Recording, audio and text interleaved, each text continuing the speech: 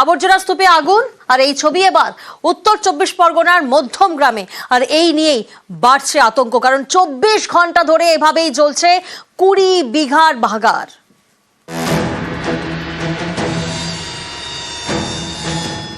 কালো কালো ঢিবি, সেই ঢিবির ভেতর থেকে বেরিয়ে যাচ্ছে ধোঁয়া। দেখলে মনে হতে পারে যেন দলা পাকানো পোড়া কাগজ, কিন্তু এগুলো পোড়া কাগজ নয়, এগুলো ডাম্পিং গ্রাউন্ডের পোড়া জঞ্জাল।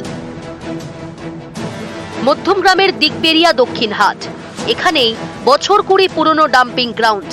এই ডাম্পিং গ্রাউন্ডে শনিবার দুপুরে আগুন লাগে, রবিবার দুপুরেও আগুন নেভেনি। ইতিমধ্যে দমকলের একাধিক ইঞ্জিন কিন্তু আগুন নেভানোর চেষ্টা করছে। এলাকায় একটা ক্ষোভও জমছে, তার কারণ এলাকার মানুষের বক্তব্য যে একেবারে লোকালয়ের মধ্যে এই ডাম্পিং গ্রাউন্ড, একদিকে দুর্গন্ধ, অন্যদিকে হচ্ছে যেভাবে আগুন লেগেছে ফলে একাধিক বাড়ির ক্ষতি হওয়ার একটা আশঙ্কাও রয়েছে। আতঙ্কের মধ্যে আছি, রাত্রিবেলা কখন কি হবে কোনো ঠিক নেই। আমরা তো এর মধ্যে এইভাবে তো বসবাস করতে পারি না। এখানে একটা আতঙ্কের মধ্যে সবসময় লোক থাকবে, এখানে এই আতঙ্কের মধ্যে বসবাস করা কি সম্ভব? ডাম্পিং গ্রাউন্ডে আগুন, অভিযোগ এর ফলে এলাকায় মারাত্মক ক্ষতি হচ্ছে। একটি বাড়িতে ফাটলও ধরে। কাউন্সিলর এখানে আসেনি, এসেছে, ওনার হাজবেন্ড এসেছে, এসে দৃশ্য দেখছে, কোনো হেল্প পাইনি, আমরা কোনো রকম কিছু হেল্প পাইনি। তার উপর আমরা বলেছি বলে, ওনাকে গাড়ির বিষয়ে বলেছি বলে, আমাদের এরকম ক্ষতিখাত হয়ে গেছে বলে, গাড়ির বিষয়ে বলেছি বলে আমাদেরকে থ্রেট দিয়েছে, আমাকে ধাক্কা দিয়েছে, আমার হাজবেন্ডকে মারধর করেছে। প্রায় 20 বিঘা জমির উপর ডাম্পিং গ্রাউন্ড, সেখানেই আগুন। দমকলের প্রাথমিক অনুমান, জঞ্জাল জমে তৈরি হওয়া মিথেন গ্যাস থেকেই আগুন। এই আগুন যাতে ছড়িয়ে না পড়ে সেই চেষ্টা চালাচ্ছে দমকল। আগুন লাগার পর ঘটনাস্থলে যান স্থানীয় তৃণমূল বিধায়ক Rathin Ghosh. Methane gas form করলে আগুন লাগে, সেই আগুনটা লেগেছে, সেইটা স্ক্যাটার্ড ওয়েতে হয়েছে। স্ক্যাটার্ড ওয়েতে হওয়ার ফলে এই কাছাকাছি যে সমস্ত নিয়ারেস্ট বাড়ি আছে তার উপরে খানিকটা হিট এলিভেট করেছে। ওনাদের রাগটা যথেষ্ট যুক্তিসঙ্গত। পুরসভায় বসে যা প্রয়োজনীয় ব্যবস্থা সেটা আমরা করব। দিন দশেক আগে হাওড়ার বেলগাছিয়ায় ডাম্পিং গ্রাউন্ডে আগুন লাগে। ভাগাড় সংলগ্ন বিস্তীর্ণ এলাকায় ফাটল ধরে, অনেককেই ঘর ছাড়তে হয়। অনেকটা একই ছবি উত্তর 24 পরগনার মধ্যম গ্রামে। এ নিয়ে এলাকায় ছড়িয়েছে আতঙ্ক। মধ্যম গ্রাম থেকে ক্যামেরায় সাম্য গোস্বামীর সঙ্গে জিয়াউল আলম, নিউজ 18 বাংলা। আর এবার আমরা নজর রাখবো ঝাড়গ্রামের দিকে, কারণ ঝাড়গ্রাম দেখুন জায়গায় জায়গায় হাতির তাণ্ডব, বিঘার পর বিঘা চাষের জমির একেবারে দফা রফা। এই হাতির হানা থেকে বাসিন্দাদের সাবধান করতে উদ্যোগ নিলেন স্থানীয়রাই। কি সেই উদ্যোগ দেখুন।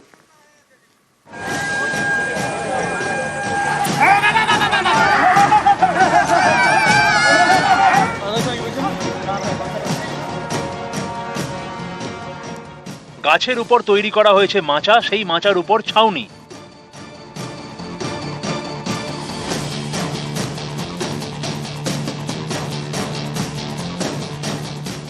এখান থেকেই রাত পাহারার ব্যবস্থা। হাতি দেখতে পেলেই বাসিন্দাদের সতর্ক করতে এমন উদ্যোগ। এই ছবি ঝাড়গ্রামের। হাতি কোনো খবর থাকে না, রাতে হঠাৎ হঠাৎ হাতি চলে আসে, এই ধান জমিনে প্রচুর ক্ষতি করে, বাড়ি ঘর ভাঙচুর চালায়।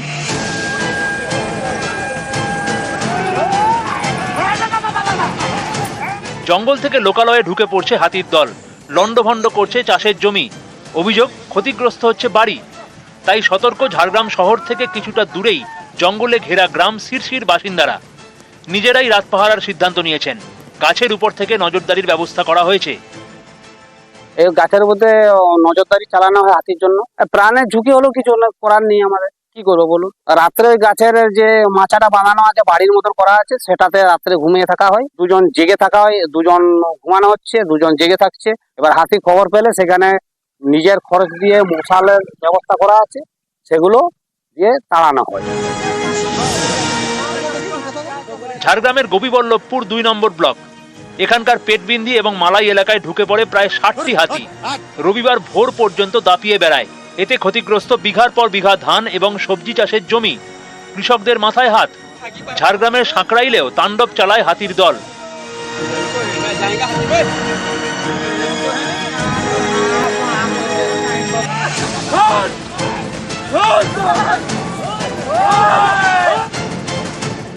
ঝাড়গ্রামের নয়াগ্রাম। রবিবার সাত সকালে এখানে হাতির হানায় জলেশ্বরী সিং নামে এক মহিলার মৃত্যু হয়।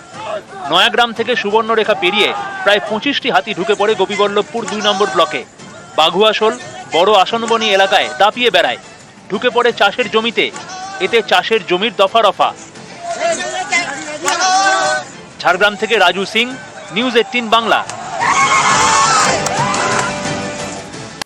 নদী এখন নালা, নদীকে ফের নদী করার চেষ্টা চলছে। শিলিগুড়ির কথা বলছি। শিলিগুড়িতে সেখানে ফুলেশ্বরী এবং জোড়াপানি নদী, এদের সংস্কারের কাজ শুরু করে দিয়েছে শিলিগুড়ি পুরসভা।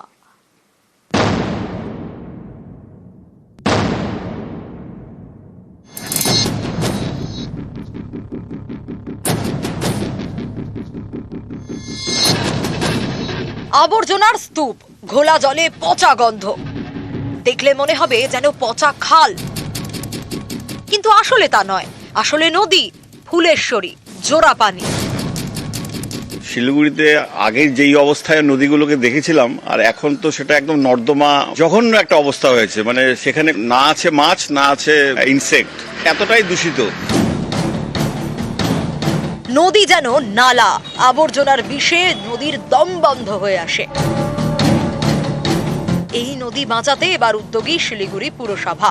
তারা ঠিক করেছে ফুলেশ্বরী এবং জোড়াপানি নদীর সংস্কার করা হবে। এর জন্য 10 কোটি টাকা বরাদ্দ করেছে রাজ্য সরকার। দুটি নদীতেই ড্রেজিং এর কাজ শুরু করেছে শিলিগুড়ি পুরসভা। ফুলেশ্বরী এবং জোড়াপানি নদীকে পুরনো চেহারায় ফেরাতে চাইছে শিলিগুড়ি পুরসভা। নদী দুটির উপরে যে ব্রিজ সেটা ঘিরে দেওয়া হয়েছে, যাতে কেউ নদীতে নোংরা ফেলতে না পারেন। সচেতনতার বার্তা দিয়ে বোর্ড বসিয়েছে পুরসভা। নদী দূষণের বাইরে আসার জন্য এটা বিশেষজ্ঞরা দেখেছেন যে শিলিগুড়িতে নদীগুলোর দূষণের পরিমাণ অত্যন্ত বেশি। সেই দূষণের পরিমাণ আমরা কমাচ্ছি এবং এই দূষণের পরিমাণ আরও কমার ক্ষেত্রে একটা আমরা নির্ণায়ক গুরুত্বপূর্ণ ভূমিকা আমরা নিতে যাচ্ছি। ফুলেশ্বরী, জোড়াপানি এই দুই নদীর পাড়েই অসংখ্য ঝুপড়ি। পুরসভার দাবি এসবই অবৈধ।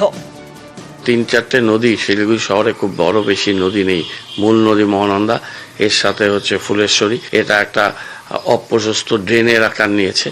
এনক্রোচমেন্ট হতে হতে সেখানে খাটা পায়খানা, সেখানে বেআইনি ঘর বাড়ি ইত্যাদি, সেই জায়গাগুলোকে আমরা ঠিকঠাক করছি। একসময় ফুলেশ্বরী ও জোড়াপানিতে নদীয়ালি মাছ পাওয়া যেত, এখন সেই জলে মশার লার্ভা আর আবর্জনা। নদী নাই, এখন নালাই বলা চলে। মাঝে মাঝে কর্পোরেশন দিয়ে পরিষ্কারও করেন। বাড়ির আশেপাশে যারা আছে নাই, তারা নদী ফেলাই আবর্জনা ভরিয়ে যাচ্ছে। শিলিগুড়ির নোংরা মেশে ফুলেশ্বরী এবং জোড়াপানিতে, দুই নদীরই প্রাণ ওষ্ঠাগত। তারা বাঁচতে চায়। শিলিগুড়ি পুরসভাও চাইছে দুই নদীকে নতুন জীবন দিতে। নদী সংস্কারের পাশাপাশি পাড়ও সাজিয়ে তুলতে চাইছে তারা। ইতিমধ্যেই রাজ্য সরকার অর্থ বরাদ্দ করেছে এবং সেই মতোই কাজ হবে জানিয়েছেন মেয়র গৌতম দেব। আর তাকে কিন্তু স্বাগত জানিয়েছেন শহরবাসী থেকে পরিবেশ প্রেমীরা। ক্যামেরায় অলোক কুমার দের সঙ্গে পার্থপ্রতিম সরকার, নিউজ 18 বাংলা, শিলিগুড়ি।